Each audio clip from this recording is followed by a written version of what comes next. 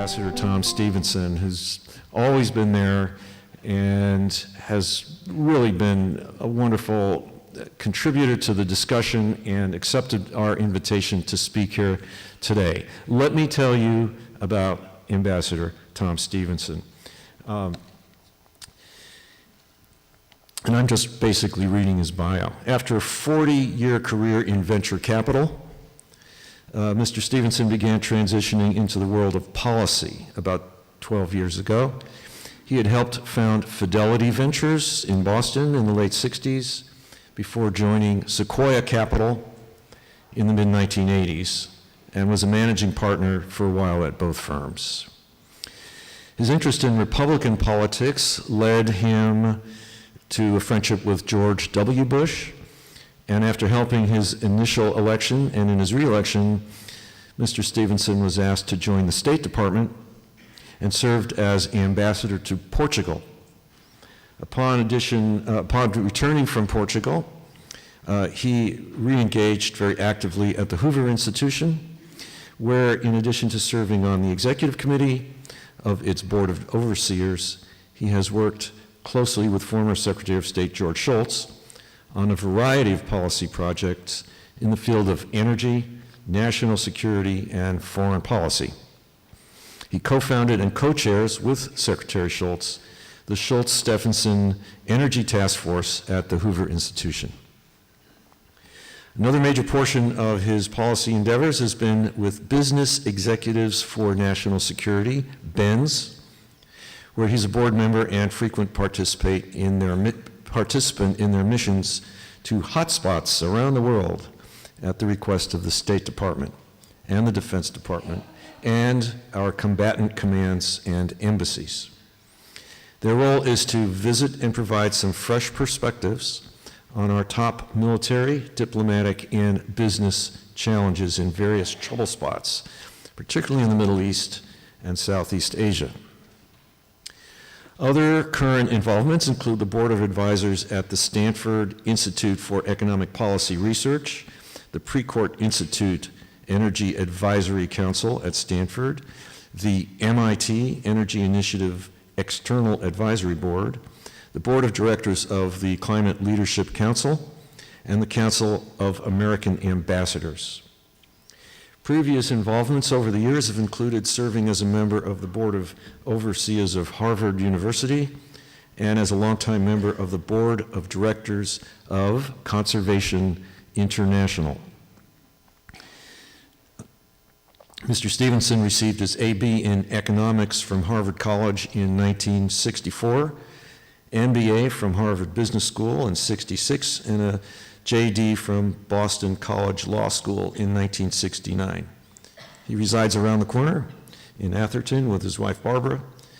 They have a son who has just completed his degree at SMU and has also 3 adult daughters and 7 grandchildren who all live in the San Francisco Bay Area.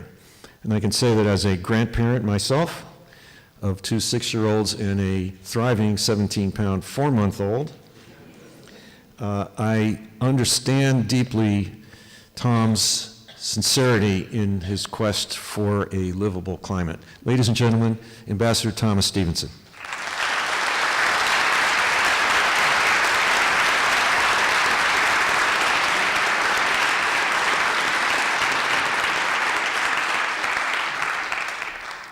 Morning, everyone. It's a great pleasure to be here. It's been a lot of fun working with Peter and his colleagues at CCL. They've been very compatible and very helpful in the efforts that Secretary Shultz and I have undertaken at the Hoover Institution. What I thought I would do this morning is give you a little bit of the background as to how Secretary Shultz and I got our efforts started and how that eventually produced the Climate Leadership Council and our affiliation with CCL as well. This really goes back to shortly after the electricity crisis here in California in the early 2000s. Secretary Shultz and I discovered that we had mutual interests and concerns in this field.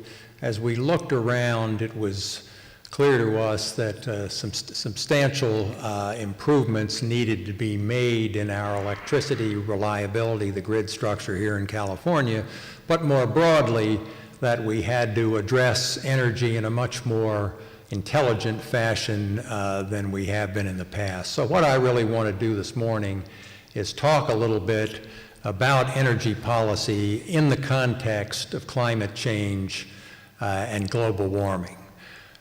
We decided that what we needed to do was to make sure we understood what was happening in the environment and how that related to the needs of this country for improved energy. And so we decided that what we would do was form a task force at the Hoover Institution. And fortunately, in Secretary Shultz, we have one of the most remarkable conveners anywhere in the world. And so, I mean, basically, when the secretary calls and asks people to do things, they say, you know, just tell me when, how high do I have to jump? And so the group that we were able to convene for what became known as the Shultz-Stephenson Task Force at Hoover included a myriad of former cabinet secretaries, Bill Perry, former Secretary of Defense, Condi Rice, several former secretaries of energy, Bill Riley, who had been the EPA administrator, and then a group of economists, John Taylor, probably well known to a lot of you, another couple of retired four-star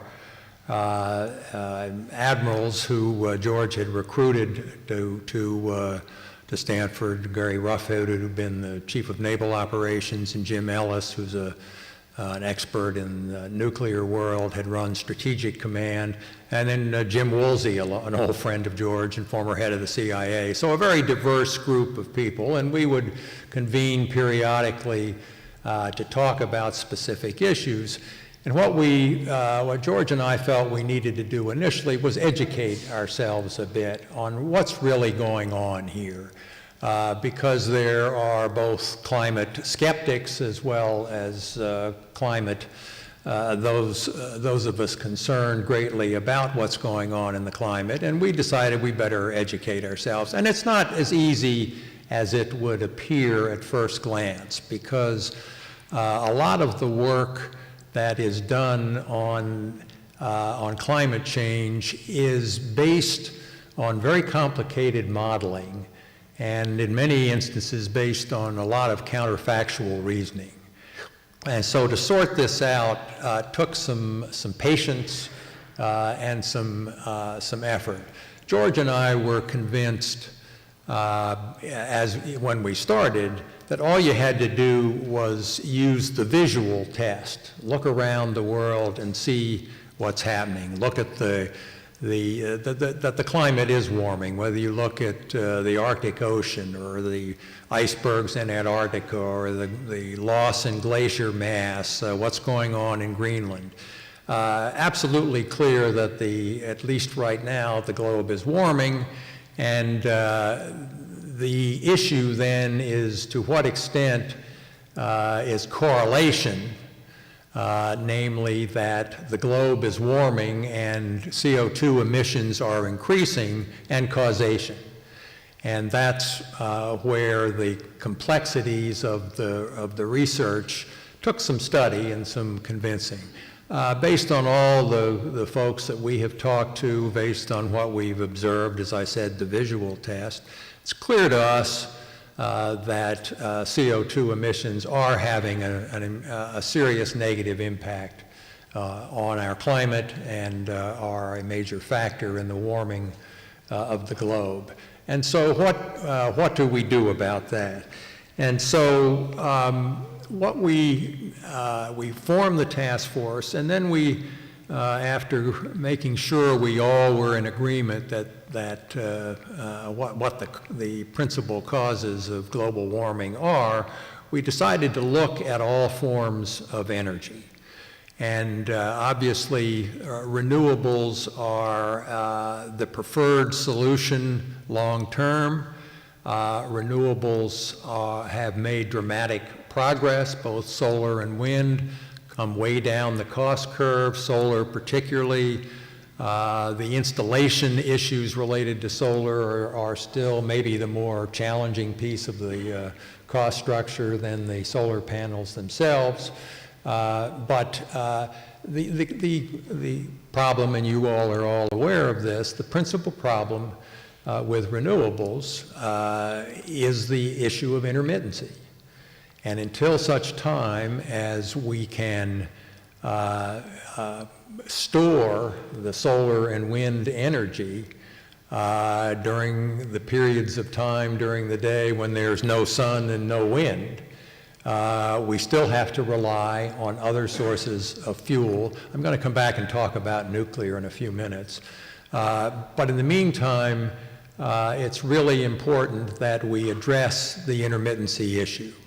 Now, George and I, as Peter mentioned, we sit on the boards of both Stanford's body that overlooks what's going on in the energy world and what's called the MIT Energy Initiative. George chairs both of those boards, advisory boards, and I'm on them with him. And so we've had a pretty good look at what's going on in terms of technology development. And there's a lot about which to be encouraged in terms of the development of large-scale, inexpensive storage that will address these concerns of intermittency. But it isn't going to happen overnight. I mean, I suspect we're at least a decade still away from true solutions today. A lot of the storage of renewable energy today that is undertaken is through pumped hydro. But we need real solutions, long-term, less expensive solutions to mass storage for renewables before we're going to be able to totally exit from the world of fossil fuels. The substitution of natural gas for coal has certainly been a really important development, and that's really happened in the last 10 years, the fracking technology that's been developed. If you sit today and look at whatever declines or reduction in increases in fossil fuel in CO2 emissions that we've had, the bulk of that has come from either the substitution of natural gas for coal or from energy efficiency. The cheapest energy is the energy you don't use. And so there's been a lot of emphasis around the country and on energy efficiency, and it's paying big dividends. The issue, I mean, we've looked we've obviously looked at what can be done with fossil fuels. Coal is the principal culprit here. What we're hoping to do is to encourage more research into carbon capture, use, and sequestration. The progress there has been disappointing, but a number of people continue to work aggressively on that.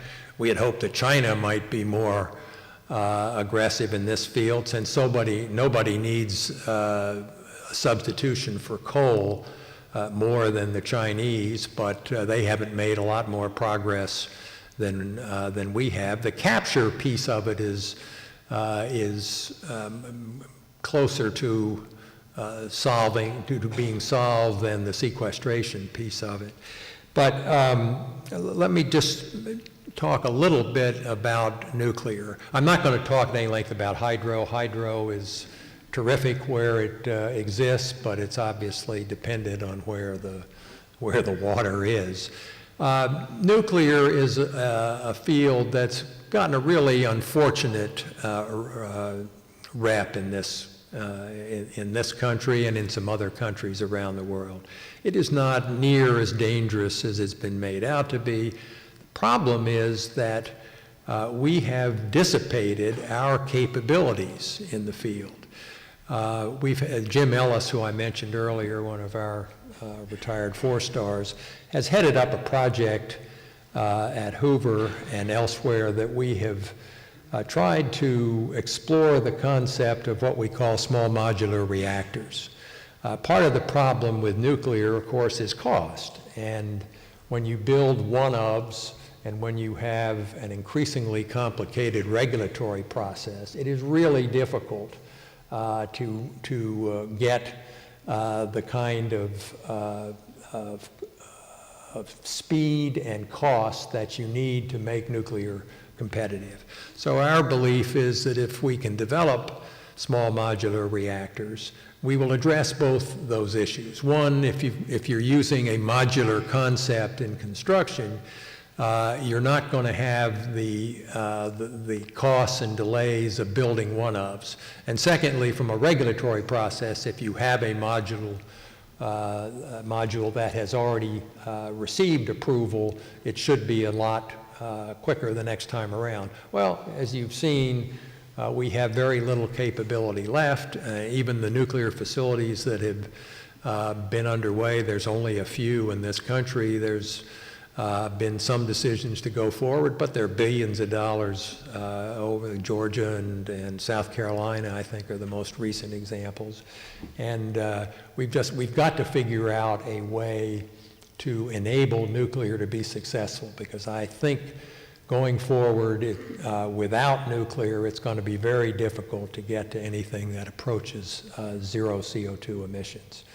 So it's with the loss of Westinghouse, there's only one or two firms left in this country, relatively small, working, and it's a question of how they get financed. Probably a lot of this, and I'll talk a little bit more in a few minutes about this concept of we've got to level the playing field.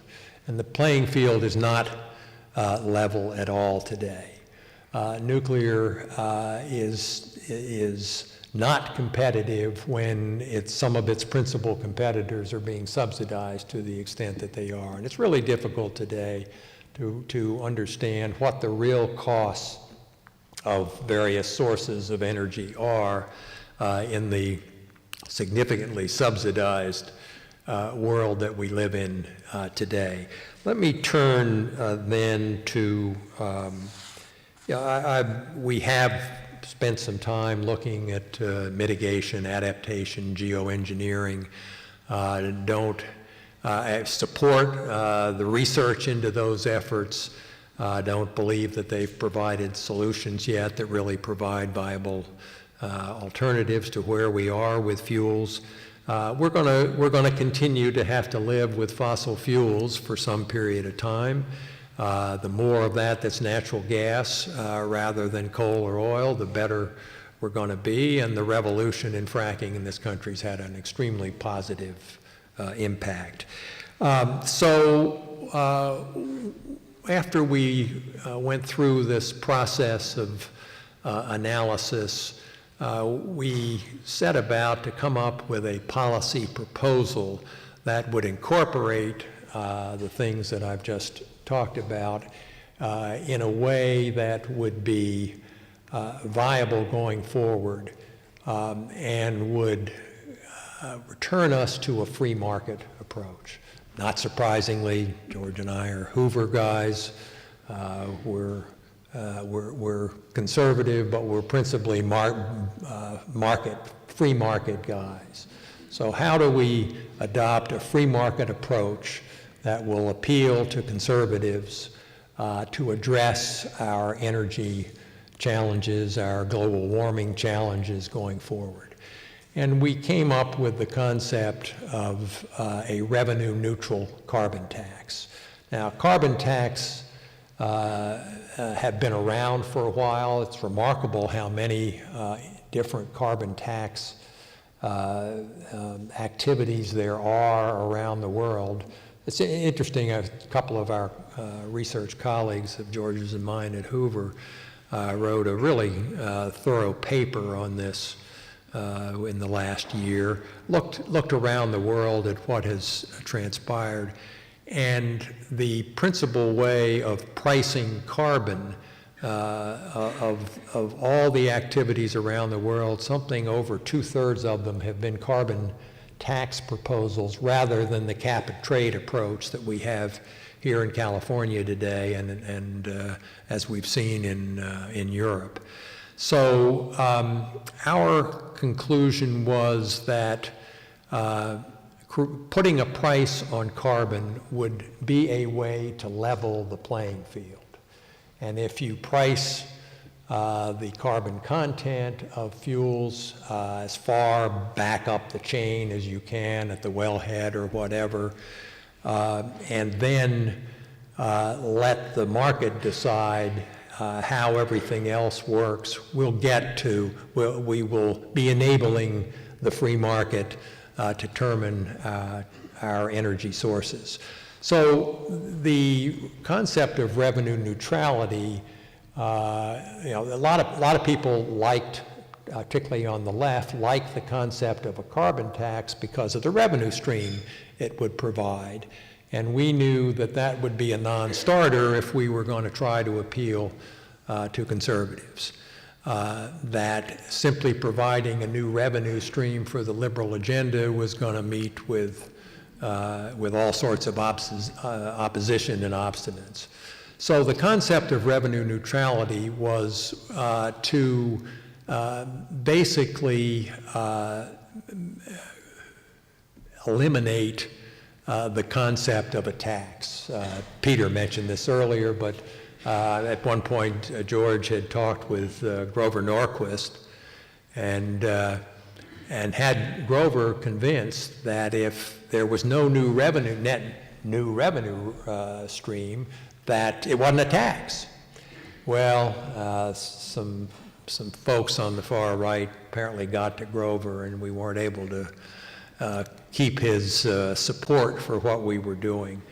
But with a return of the revenue stream to the population, there would be no fiscal drag. And so therefore, Republicans shouldn't have objections and concerns that this was simply a new revenue stream to support the liberal agenda.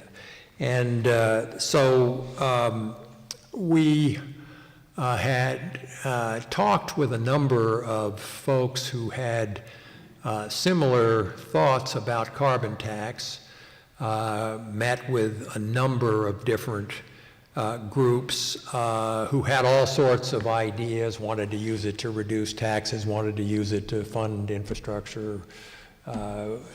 And one of the groups that we met with was Peter and his colleagues. And they seemed to be as close to our approach as any.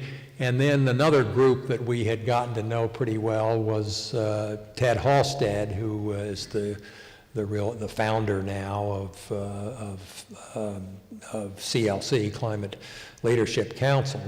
And he was really focused on how do we get at the legislature. And so what we put together was a paper that you can find on the CLC website if you're interested, which was a proposal for a revenue-neutral carbon tax. And George and I joined with what has been described as some other Republican elders, Jim Baker, Hank Paulson, Greg Mankiw, Marty Feldstein, and Rob Walton, from a good friend of mine, the son of the founder of Walmart. And we drafted this paper, and it has really four, many of you I suspect have seen it, but there are four pillars to the plan. One is to put a tax on the carbon content of products way back upstream as far as we can, starting at $40 a ton and gradually increasing that over time. That produces a huge revenue stream. And our second pillar is to return that revenue stream to the taxpayers, which results in about $2,000 a year of a check to everyone. Our definition of everyone is anybody who's part of basically of the Social Security system. We didn't want to create a new bureaucracy. We didn't want to create a lot of expense and complication. And so we envision using the Social Security system, an existing bureaucratic network, to distribute the funds. Third pillar is some form of border adjustment. You've got to, with imports and exports, you've got to be able to level the playing field in this sense with those that are selling products with carbon content into the country, and we need to address where we are exporting products into companies where there is a carbon tax. We need some sort of credit to deal with that. That will require some bureaucracy, hopefully not significant. And then the last pillar is basically to do everything we can to unwind the command and control economy, command and control approach to energy policy. And in fact, you're already seeing a re-examination under this administration of the Clean Power Plan. But the subsidies and mandates and so forth that have characterized regulations that have characterized past administrations, we think there needs to be an unwinding of much of that if we are going to attract Republican conservative legislators here. It's not going to be easy to do this. George and I have spent a lot of time in Washington particularly with our Senate leaders. We're going to be back in Washington next week. He's got to testify before the Senate Foreign Relations Committee, and we're going to use that opportunity to meet with senators if anybody's around, or maybe, I don't even know whether we're going to have a government next week, but hopefully we will. So we'll have some interesting conversations. How do we get to where we want to be? Well, this is where CCL can be extremely helpful to us. We've done a lot of the fundamental work in trying to make our legislators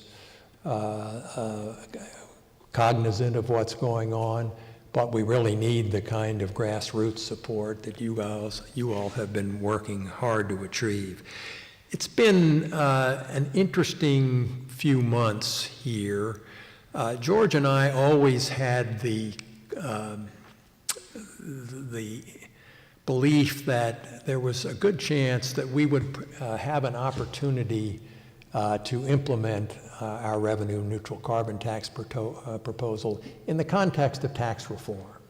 Well, of course, we've just been through major tax reform, and what was really interesting was that all of a sudden a number of Republicans woke up to the fact that, gee, this is a huge revenue stream. I mean, it's about $1 trillion over 5 years, the proposal that we have here.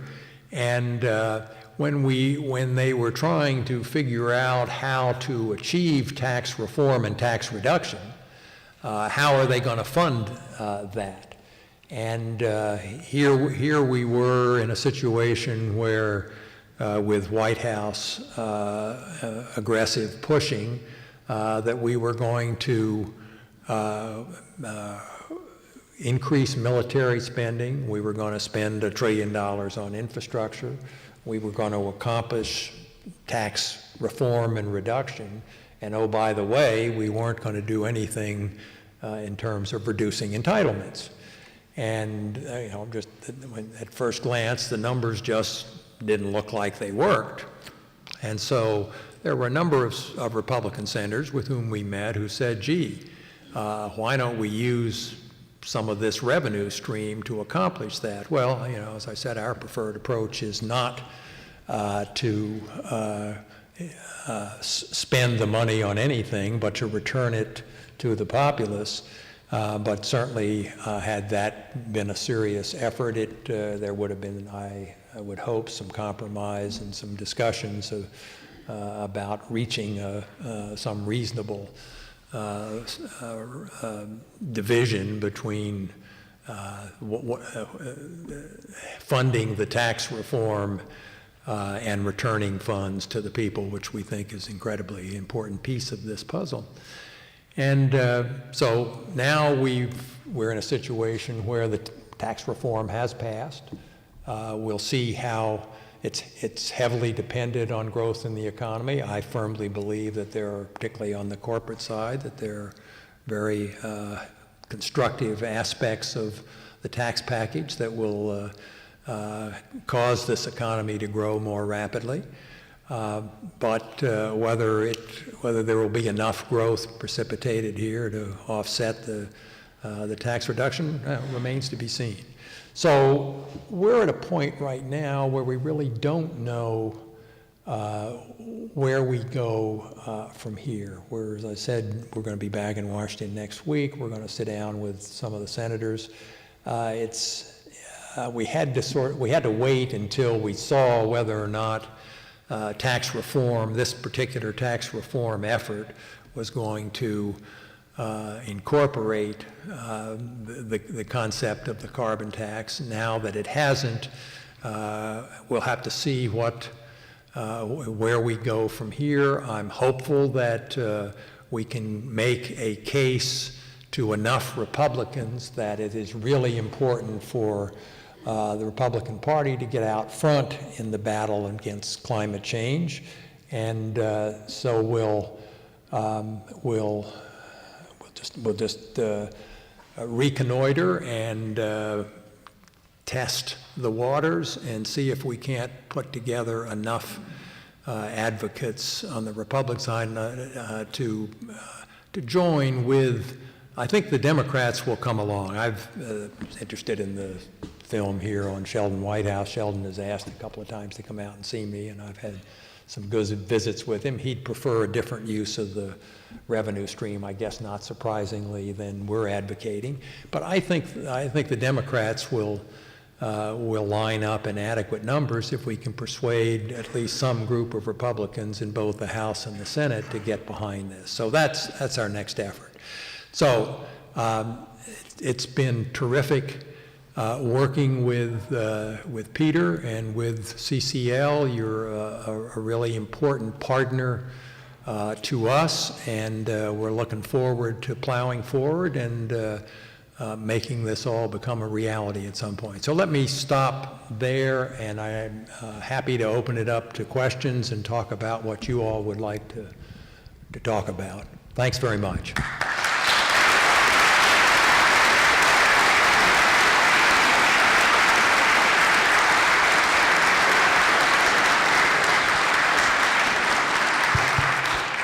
Thank you so much, Tom. That's really inspiring and invigorating. And I think I can speak for everybody to say that we are delighted to be in a partnership with the kind of quality individuals that you and Secretary Schultz's team represent, as well as the political partnership that we seek, because, you know, we are nonpartisan, and we know very well that we're going to need the support from both sides of the aisle if ever there's going to be something done. So I really appreciate the efforts that you guys have made to make this happen. So we're going to take questions from the audience. We have mics, and I'm going to ask the first one if I might, since I have the mic. Now that corporate tax rates have been reduced massively, one of the potential uses of the revenue stream, of course, has been to reduce corporate taxes. That's what Sheldon Whitehouse and Brian Schatz have proposed. I talked to Sheldon Whitehouse about why they want to do it that way, and he says, look, it's politics. If you want support from industry, you're going to have to give them something. This is what we're giving them. Well, they just got it. So that doesn't seem like we have to worry about revenue going for corporate tax cuts. I think what we have to worry about is revenue being eyed as a deficit reducing measure, because they've just, kind of blown the deficit. And the other problem is full revenue return kind of eliminates the politicians from the projects that they all want to do. People don't go into politics to not handle money. They go into politics to do good things for their constituents, and if it's not coming through their committees, what's in it for politicians to even want to support a fully refunded revenue neutral carbon tax as you're proposing with the full dividend return? Doesn't that sort of cut the entire political class out of the equation? Certainly a danger. I think there's different ways of looking at what the Republicans and the Democrats, how they're likely to view it. On the Republican side, I think that's certainly a real challenge. But I do think there's a core group, and I know a lot more about the Senate right now than I do the House, but I think there is a core group on the Republican side of the Senate who understand that the party has got to be out front with the issue of climate change. It's real, it's not going to go away, and the Republican Party can't afford to get buried by it. I think the Democrats will come along in part out of fear that if they don't do something, that the consequences could be worse. And I think they're paranoid of what this president may do, that he's already trying to dismantle a lot of what has been their approach to climate change, and that they need to be part of something that will accomplish the objectives of our carbon tax, level the playing field, and if they don't join with us, the consequences could be even worse. So it's a little bit different message to both. Not easy and not obvious. Yeah, I had a question in terms of grassroots moving political will versus corporations. A lot of people, maybe it's cynical, feel that it's corporations, when they talk, America listens, our politicians listen. And I just recently heard the North American head of Ford saying there's a big push for electric cars, and he's firmly convinced that human-caused CO2 is causing climate change, and they need to do something about it. And so do you feel that American corporations can be called upon or can be counted upon to help move this conversation in the right direction to combat climate change versus, not through the exclusion of grassroots, but they can be an important play an important role in this? A good question, not a real crisp, clear answer. Haven't spent a lot of time personally with corporations other than with a couple of the major oil companies, because they are the most obvious losers prospectively here, and particularly with Exxon, but with some conversations with Chevron and a couple of others. They understand that the world is changing and that perception is changing and that they've got to be a part of it and out front. Interestingly, Exxon and Chevron both incorporate the concept of a carbon tax today into their budgeting and forecasting project. They understand that the problems are real, that they're perceived as major perpetrators, and that they need to not only give the appearance, but be part of the solution. And they're doing some some of them are doing important research in carbon capture and sequestration. It sort of depends on what the industry is. Agriculture's a different set of circumstances. Frankly, I haven't spent a lot of time with the major agricultural players. I think they will come along.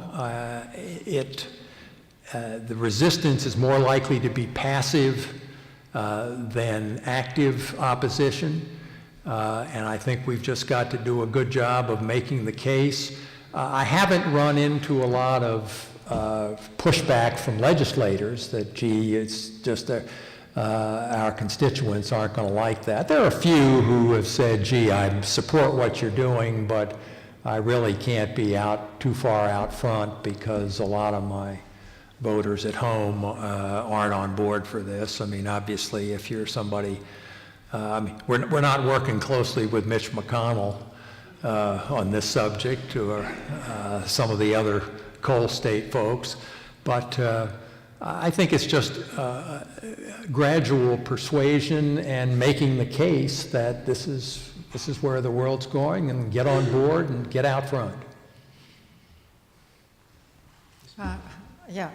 Julie Walsh from the Alameda County chapter. Yes, ma'am.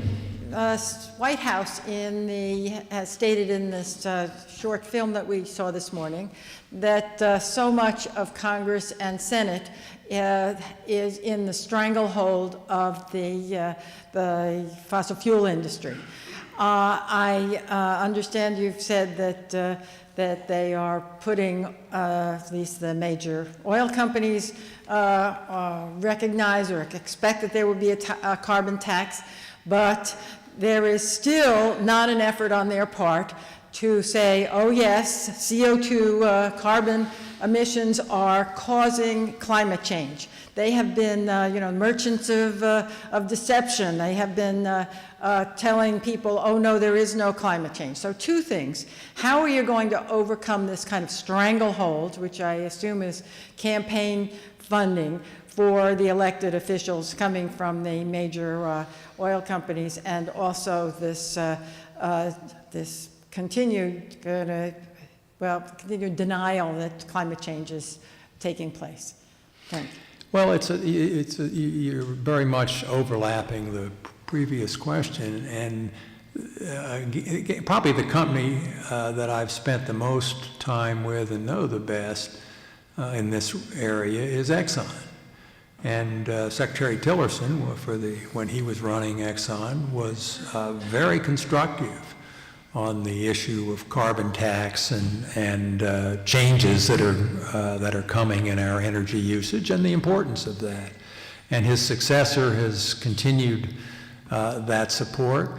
What goes on the fundraising side of it? Yeah, look, I'm sure a lot of what you say is still there.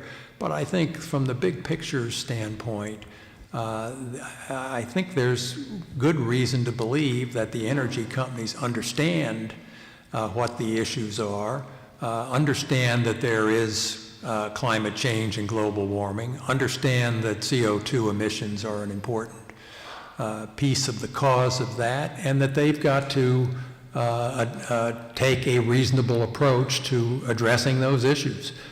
I think we've just got to continue to work on this. Is something that you got to work on. My friend Schultz loves to use the gardening metaphor to successfully bring a garden, your vegetable garden. You got to do some plowing. You got to do some digging of the weeds. You got to provide some fertilizer. You've got to do some water. You never know quite when the crop is going to emerge and be harvestable. And I think that's what we're seeing now in so much of what we're doing. We're trying to lay the groundwork for something that makes sense as an approach to address a problem that we're all facing and increasingly recognizing.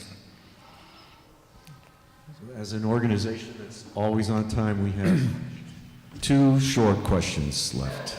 Thank you. Thank you so much. I'm Max Henry from the Santa Cruz chapter. Ambassador, I'm curious about one aspect of your proposal. Like the CCL proposal, it suggests an equal dividend to every person. I think in your case, every person with a social security number. But our carbon footprints tend to be somewhat correlated with our incomes. So an equal dividend means a redistribution on the average of funds from high income to lower income people. And to me, that's a feature, not a bug, but I'm curious about your perspective on that. It's progressive, and we think that's a good thing. That $2,000 obviously means a whole lot more to somebody with a $20,000 income than a $200,000 income. So it's, that is viewed by us as very constructive and hopefully helpful in making the case for it. Thank you. Hi, I'm Daniel from the San Francisco chapter. Thanks for speaking today, and also was really excited when the Climate Leadership Council announced this proposal. This might be easier. I do have one question about some of the language or part of the proposal. So in section 4 on regulatory rollback, there's verbiage that says that the Climate Leadership Council advocates for the end to federal and state tort liability for emitters. How does the council and you justify sort of exonerating corporations for past wrongs, in particular some of the misinformation campaigns or any direct pollution that sort of has contributed to the extent of some of the natural disasters we've seen, particularly this year, and I'd imagine we'll see going forward? Yeah, that's an interesting question, and a question that we've gotten. A number of people have asked that question. I frankly didn't remember at the time that had been included. Probably with the benefit of hindsight, it shouldn't have been included. It was. I wouldn't put a lot of emphasis on it. It really is addressing some ancient liabilities that just aren't constructive to try and bring up today and address. But it certainly isn't intended to mean that there's blanket immunity for everybody who's ever done anything to impair the climate. But a good question, and one that it's not the first time we've been asked that question. Thank you. Very quick. One more, David. Very quick. First of all, thank you very much for your long and continuing service. Appreciate it. If you're going in front of the Intelligence Committee next week, you know that there's an opportunity. Both of our California senators are on the Intelligence Committee. No, we're going before the Armed Services Committee. Oh, Armed Services. I thought you said Intelligence. Sorry if I did, I misspoke. It's the Armed Services. John McCain has asked the Secretary to come testify before Armed Services. Well, equally good, but I would suggest that our two senators should very much like to hear your perspective and the link of international security and American security to our endeavors. And they're not fully there yet, even though they're both very progressive and very environmental. They think of climate and our proposal as environmental, not as international security. So your conversation could be very helpful to both of them. Yeah, excellent point. George and I have always talked about what we're doing in terms of a tripod, that our energy policy, we believe, is very important to national security, economic security, and environmental security. And so it's really all three of those pieces that have impacted and governed our thinking and our construction of this approach. But thank you. Very much. Thank you so much, Ambassador Stephenson.